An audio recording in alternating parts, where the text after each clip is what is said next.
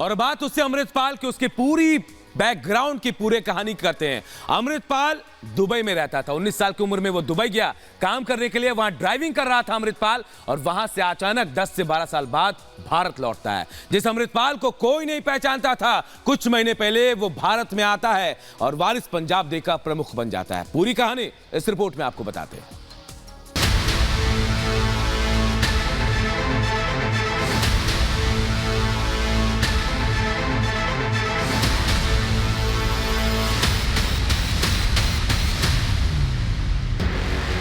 अमृतपाल सिंह एक ऐसा शख्स जिसे पंजाब में उसके घर वालों और चंद दोस्तों के अलावा शायद ही कोई जानता हो। वो अचानक इतना बड़ा नाम कैसे बन जाता है? उसके हजारों फॉलोअर्स कैसे बन जाते हैं? कैसे उसके कहने पर सैकड़ों लोग जमा हो जाते हैं? आखिर एक ऐसा इंसान जो कई साल से देश के बाहर रहा, वो अपने क्षेत्र में इतना ताकतवर कैसे बन जाता है? बहुत सारे सवाल सामने आ रहे हैं। दुबई से वापस क्यों आया अमृतपाल? 10 साल बाद लौटने का क्या था मकसद? वारिस पंजाब डे से कैसे जुड़ गया?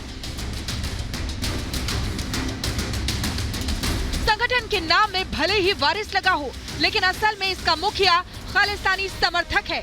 वो दुश्मन पंजाब का है। उसकी कहानी कोई बहुत लंबी तो नहीं है, लेकिन हैरान करने वाली जरूर है। पंजाब के एक युवा से दुबई में ड्राइवर, फिर संगठन का मुखिया, कैसे हुआ ये सब आपको बताते हैं। अमृतपाल सिंह का जन्म अमृतसर के गांव जल्लूपुर खेड़ा में साल 1993 में हुआ था। 19 साल की उम्र में ही 2012 में काम करने के लिए पंजाब से दुबई गया। बताया जा रहा है कि अमृतपाल 10 साल तक दुबई में रहा। इस दौरान उसके सिर पर न केश थे, न ही चेहरे पर दाढ़ी थी। अमृतपाल के चाचा का दुबई में ट्रांसपोर्ट का कारोबार था। वो अगस्त 2022 में दुबई से भारत आ गया। अमृतपाल जिस संगठन का प्रमुख है, उसे पंजाबी एक्टर और एक्टिविस्ट दीप सिंह सिद्धू ने बनाया था। ये भी कहा जाता है कि अमृतपाल किसान आंदोलन के दौरान दीप सिद्धू के साथ दिल्ली बॉर्डर पर भी आया था। दीप सिद्धू की मौत के बाद हैरतअंगेज तरीके से अमृतपाल संगठन का मुखिया बना दिया जाता है। उसे जहां मुखिया बनाया जाता है, जहां उसकी दस्तार बंदी होती है, वो जगह भी बहुत महत्वपूर्ण है। 15 फरवरी 2022 को एक सड़क हादसे में दीप सिद्धू की मौत हो जाती है। दीप सिद्धू की मौत के बाद संगठन के प्रमुख का पद खाली था। सितंबर 2022 में अमृतपाल सिंह वारिस पंजाब डे का प्रमुख बनता है। ये कमान उसे मोगा जिले के रोडे गांव में सौंपी जाती है। रोडे गांव खालिस्तानी जनरल सिंह भिंडरावाले का गांव है।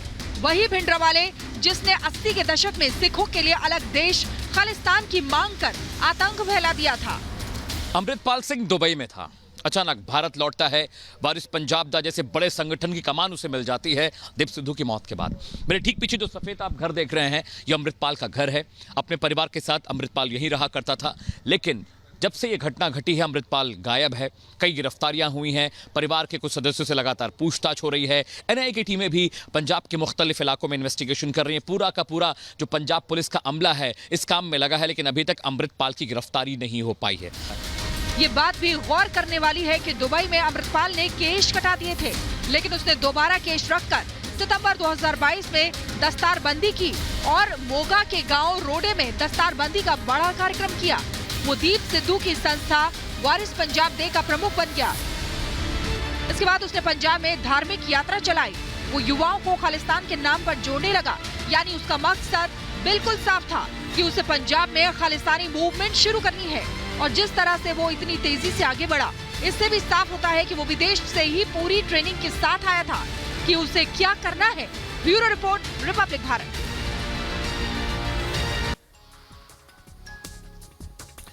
इधर उमेश पाल हत्याकांड के बाद माफिया अतीक और उसके गुर्गों पर लगातार कार्रवाई की जा रही है। कई गुर्गों के घर जमींदोज कर दिए गए हैं, तो अब बड़ी कार्रवाई जो खुद अतीक पर हुई है। अतीक के दफ्तर पर छापेमारी की गई और वहां से भारी मात्रा में कैश और हथियार बरामद किए गए हैं। ये रिपोर्ट आपको दिखाते हैं, देखिए और समझिए पूरा मामला आखिर था क्या।